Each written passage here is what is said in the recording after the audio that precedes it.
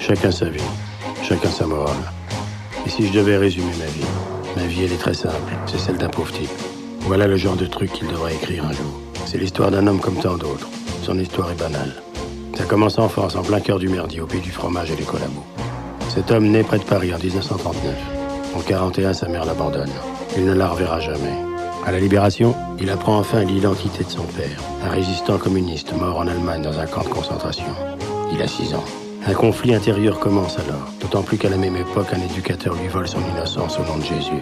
À 14 ans, poussé par la nécessité de survivre, il apprend le métier de boucher. Et pendant 10 ans, il travaille comme apprenti chez différents patrons, économisant sou après sou pour payer le bail de sa future boutique.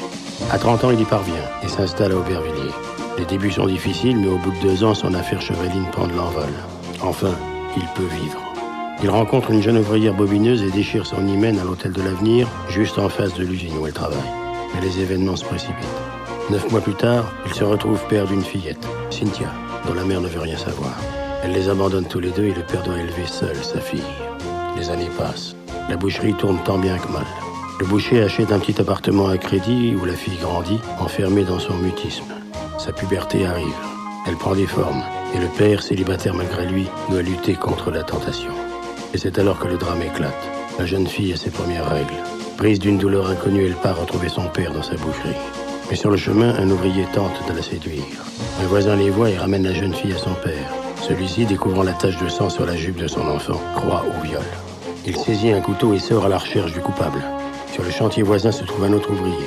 Le boucher se précipite sur lui et le défigure à coups de couteau. L'innocent survit et le boucher se retrouve en prison tandis que sa fille est placée dans une institution. Il lui écrit quelques lettres. Les mois passent.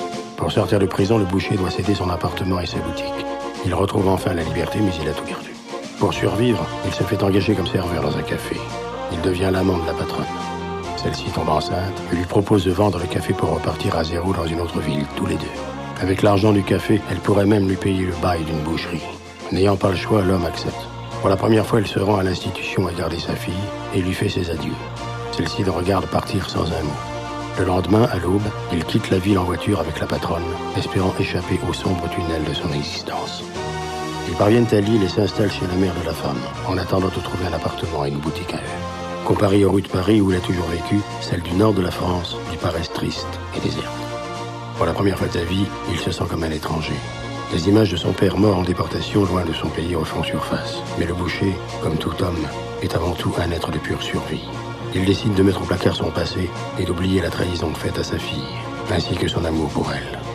Enfin, l'amour, c'est un bien grand mot. Peu de gens peuvent se vanter de l'avoir connu.